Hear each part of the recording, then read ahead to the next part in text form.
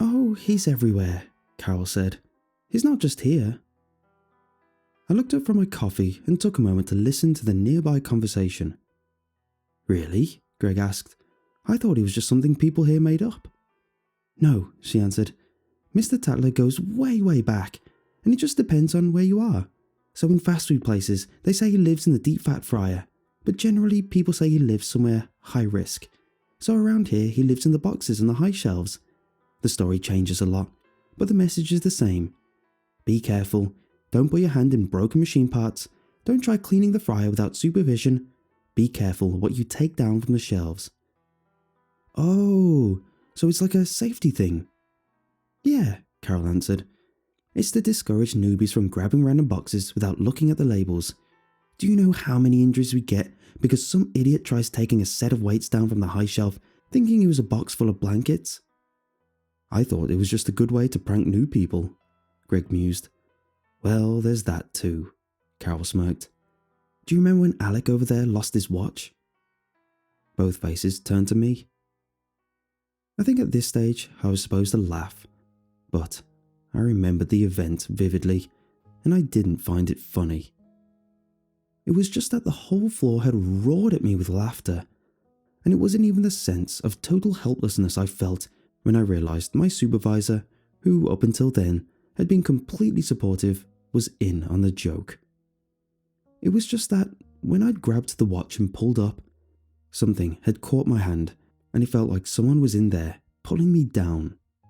And for a brief moment in time, I believed in Mr. Tatler.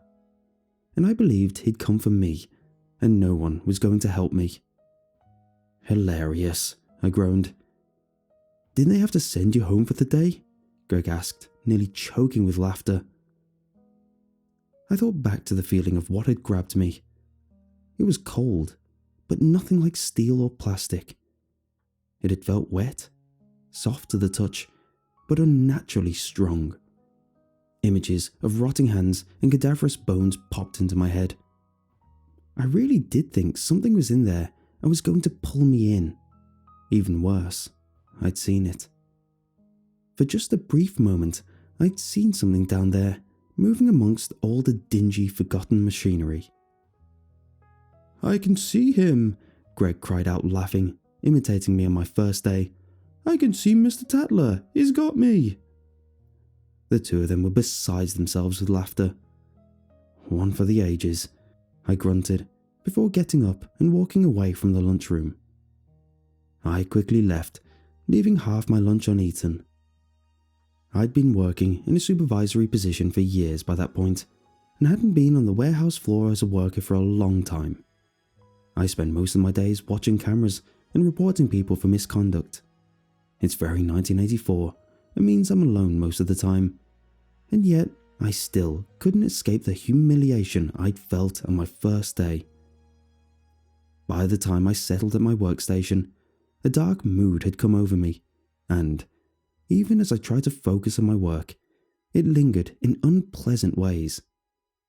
For the first hour or so, nothing happened, and yet the shadows on the camera feed looked darker.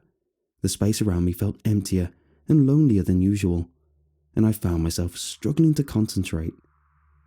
I told myself it was just because I was tired, but I kept imagining that feeling of being grabbed on the first day.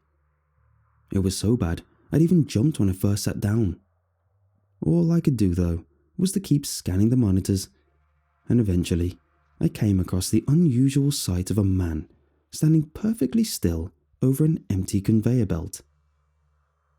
How old was this guy? I wondered. In his 60s? Once again, the machines had failed and nothing had appeared. A quick search in the system showed that that guy was on the 13th hour of a 12-hour shift, and I realized that his mind must have been mush. He didn't even move in response to the broken machine. He just swayed a little. I reached out, getting ready to report him for disciplinary action, and the old man finally looked up. Like a drunk looking for the door, he shuffled around before walking off towards some shelving units nearby. There, he turned the corner and... "Damn it," I groaned, before cycling through every camera, so that I could try find him again. But none of the monitors covered that space. It was just a tight corridor between two enormous ceiling-high shelves filled top to bottom with boxes of every shape and size. I figured he might have been smoking or even going in for a nap, but without the cameras I couldn't see. I decided I'd just have to sit back and wait to see if he emerged. Except he never did. I kept checking back for the next few hours, but the space where he'd worked was always empty. Eventually, I called an amnesty worker and asked them to go check, but a few moments later they radioed back and told me there was nothing down there. I must have explained it to them another 100 times. They were wrong, I told them. There was no way for him to leave. He had to be down there. I checked the tapes. They showed him entering, but never leaving. I was told, politely but firmly, to go check for myself if I was so sure. So, that's what I did. I waited till the end of my shift and went down there. By that point in the day, things had started to die down a little. People arriving for night shift aren't exactly the chattiest of customers, and there's a solemn atmosphere that keeps everything kind of muted. In fact, I've always hated walking through the floor to get home at night. Everyone there feels damn close to offing themselves, and the way they look at me sends shivers down my spine. When I finally found the old man's workstation, I saw the empty space he'd stood over, and something about it seemed oddly uncanny. At the time, he'd been alone, and that whole corner of the warehouse was deserted when I arrived. I didn't like that one bit, and I wondered if I was going to force myself to stay for much longer. The warehouse is a building so big you can't even see the end of it. Rows and rows of thousands of shelves, all stacked to the very top with boxes and crates.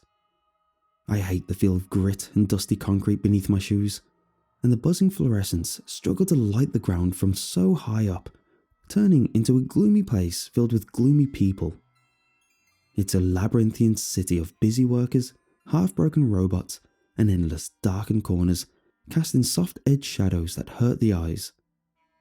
Close by, I'd found the corner where he'd turned, but there was nothing there. At least, nothing that I could see. It was a dark alleyway between two shelving units with very little light. Images of the poor old man lying there, half dead from a heart attack, hidden by shadow, came into my mind, so I decided to take a closer look. As I took the first few steps into the claustrophobic corridor, the sound of distant work and machinery faded into the background. As I passed gaps in the walls around me, shadows crossed my face and danced in thick bands. Without knowing why, my heart began to thunder. I hated feeling that scared, but I remembered the way everyone was laughing at lunch, the way they'd laughed on my first day, and I forced myself to keep going. There was nothing to fear, I told myself, over and over. Eventually, I reached the very end and saw that the shelves were pushed against the wall with no easy way to squirrel through. Either the old man had disappeared into thin air, or he'd climbed out, or tunneled out, or God knows what. Whatever the explanation was, I decided I could think about it elsewhere. I turned, getting ready to go home, when I saw a box standing alone in the middle of the floor, between me and the exit. I jumped at the sight of it. I had been alone the whole time, and it hadn't been there when I'd first come down. There hadn't been so much as a whisper, and yet, there it was. A box as big as a fridge, something I couldn't have missed.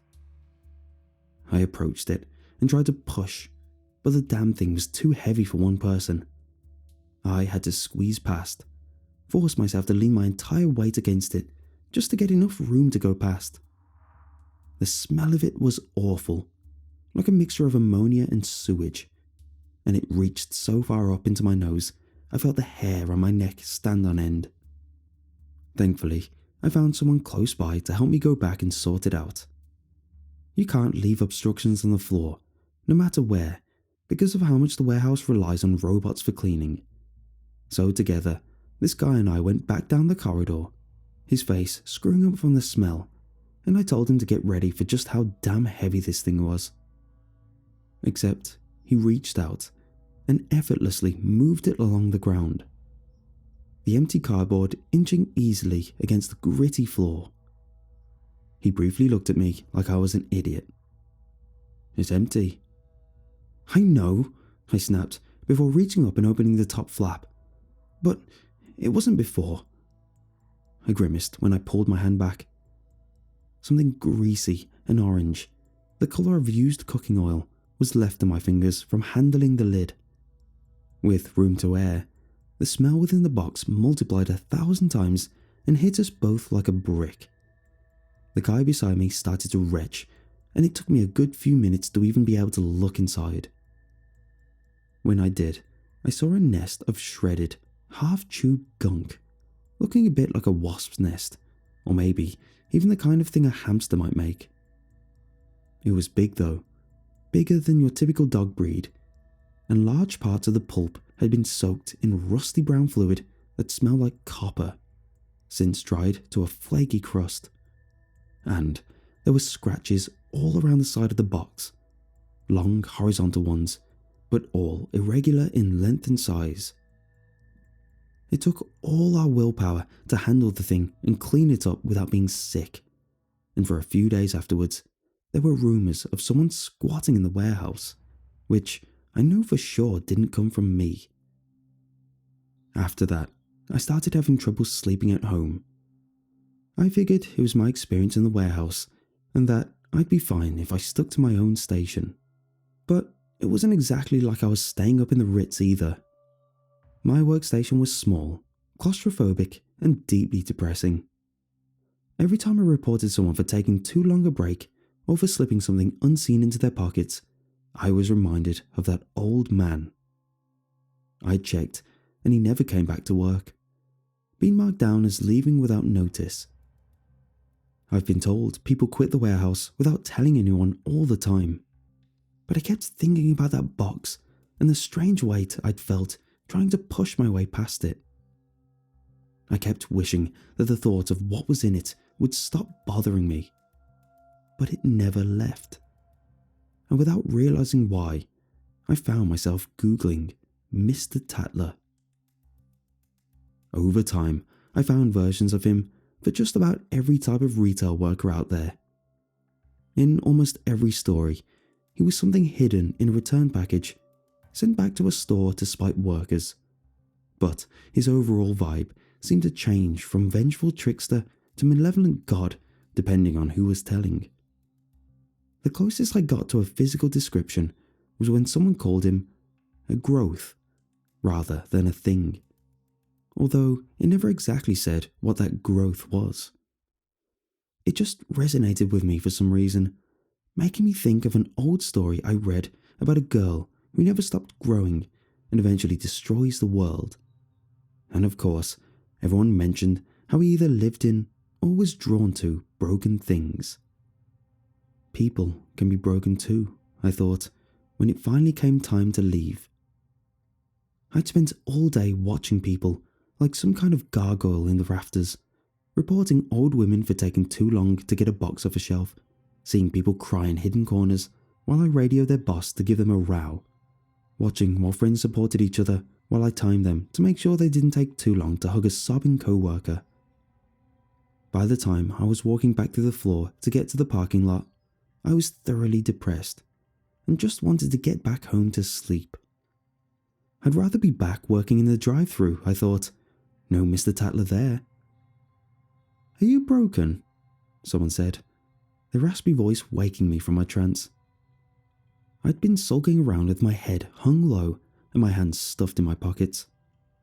When I turned, I saw a young man standing at his station, eyes fixed on an empty spot. Nearby, I could hear some gear clicking loudly in protest as something had broken down. A brief second passed, and I realized he was talking to the machine, not me. I nearly laughed at my mistake, except he spoke again. "Are you broken, Alec?" he said, before looking at me with bloodshot eyes. Mr. Tatler lives in broken things. Does he live in you? His head turned to the side. Are you a broken thing? What? I stammered. The young man heard me and began to blink. Slowly, he looked around and rolled his shoulders, stretching them. Ah, Christ, he said. The thing's bust. Then, as if seeing me for the first time, he asked, How long have you been there? You aren't going to report me, are you? It's not my fault it broke. No, I said, trying to keep the tremor out of my voice. I'm leaving. I carried on, trying my hardest to keep my eyes on the floor, even as I passed row after row of shelves, their strange shadows doing everything to catch my eye. It's not far, I told myself. Not far, and then I'm out. Are you broken? Someone asked. I jumped and saw a dead-eyed woman glaring at me from a row of shelves. Alec, are you broken?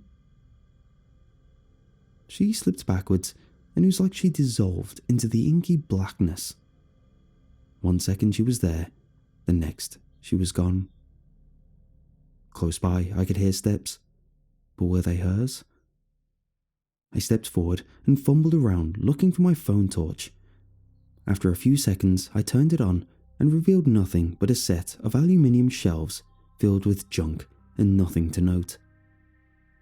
I went to leave, but was stopped by the sight of a large box sitting plainly in the middle of the floor, lit for all to see by the glaring overhead lights.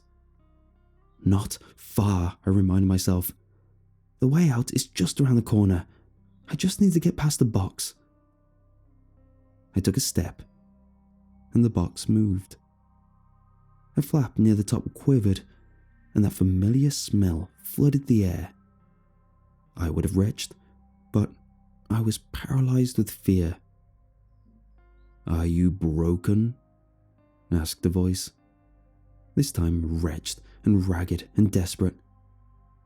Suddenly, the box fell over, and a repulsive stew of blooded brown oil flooded the floor, foaming as it mixed with dust and debris from a long day's work.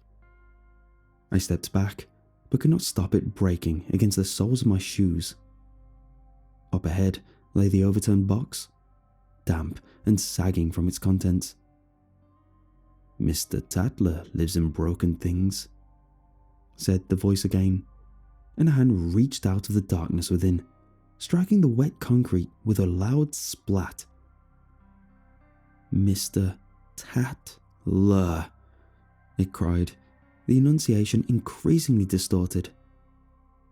Out of the box slid a naked body, the back glistening with effluent and boils. The skin was raw and pink, like the peeling flesh of a burn victim. In agony, they tried to stand up, but kept slipping and flailing in the slick afterbirth from their nest. They looked like a newborn fawn trying to stand. Looking closer, I realized in horror what was wrong. They were like a half-digested meal.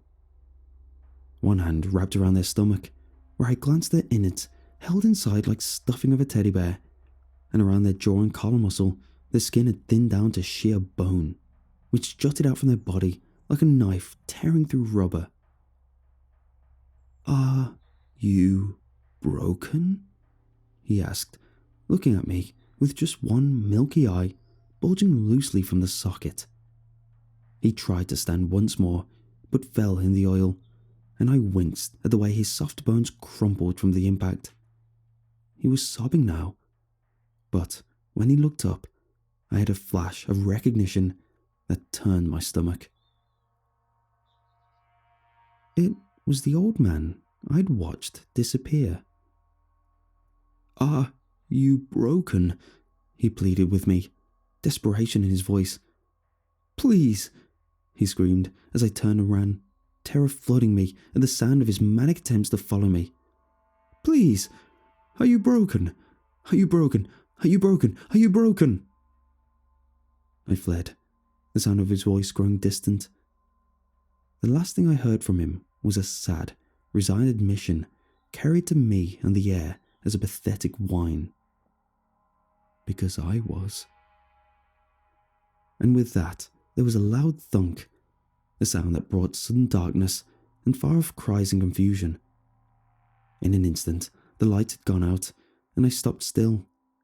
Some light still filtered through as the odd person used their torches to look around. But all I could see was the disorienting array of shadows and blinding lights too far away to help. Up close, there was nothing but blackness and the sound of my own heart. I couldn't even see my own hands. I turned on my phone light, but could see only a small patch of concrete around me, and the vague sense of nearby shelves and an overhead roof that were little more than blobs in the darkness. I didn't know how far I'd ran. I could see nothing of the box, and yet that foul smell still lingered in the air. I was tempted to find it, since the exit was so close by. But the croaking voice of that monstrous, half-eaten thing had left me shaking and barely able to think clearly. Instead, I rushed further into the warehouse, hoping to reach one of the people with torches who could be glimpsed, half seen, through gaps in the shelves. But what followed was like a kind of nightmare. I was utterly lost, unable to see further than a meter or two ahead, like the very darkness itself was being woven around me. Every time I thought I was close, I'd find myself chasing reflections, or the way ahead of me would be blocked by unpassable machines. "Help me!" I cried out to one man I spotted behind some shelves. "Just go around," he replied, gesturing to my right. "It's not far."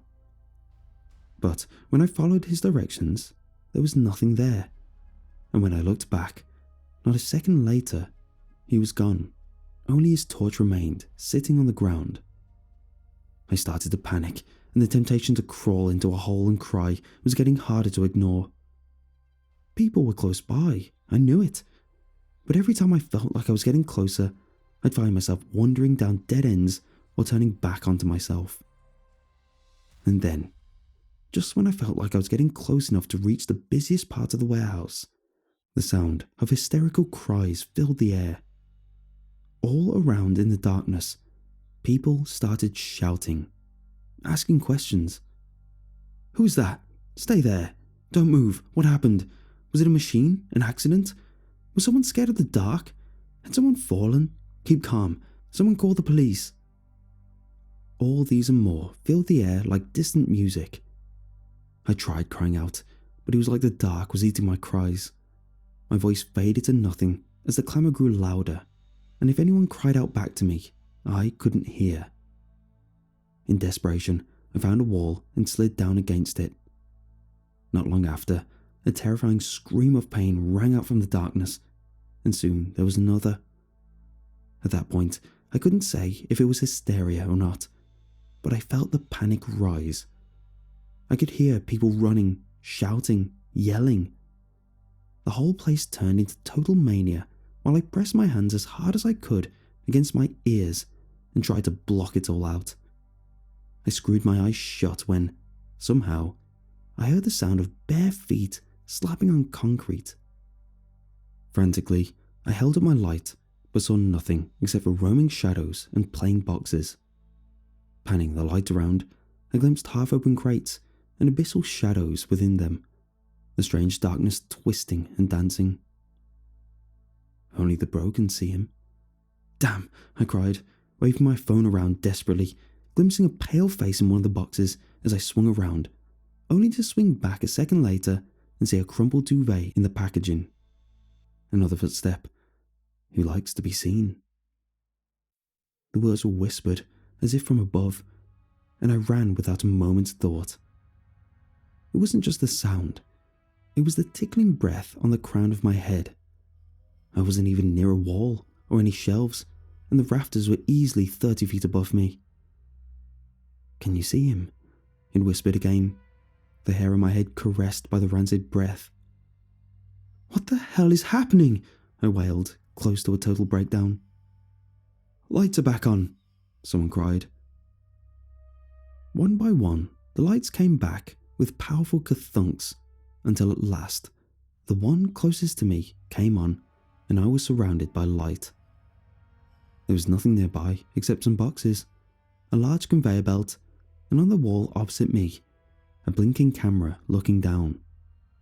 Looking at it, something in my head fell into place, like the final piece of a puzzle.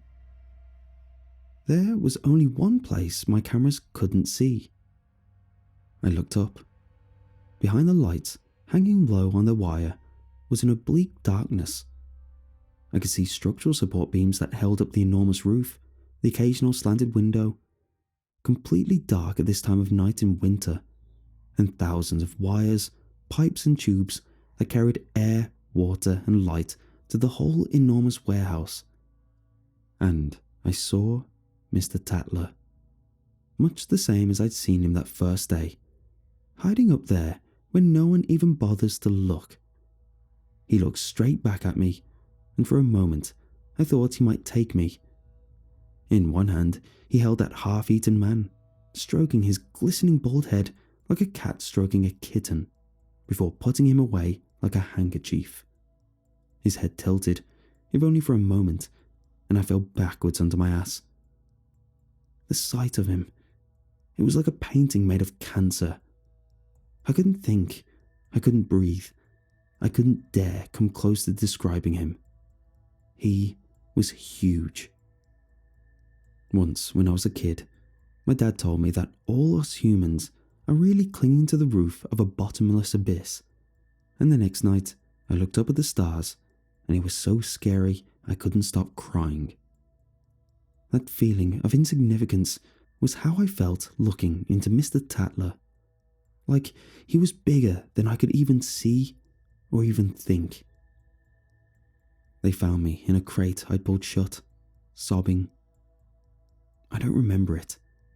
The last thing I remembered was Mr. Tatler, and then a profound sense of darkness. It felt like a nightmare of being eaten alive or trapped floating in an alien ocean with nothing but the sense of something giant slithering past your feet. He lives in broken things, and so much around us is clearly broken. I see him everywhere now. He was always there. I just never noticed.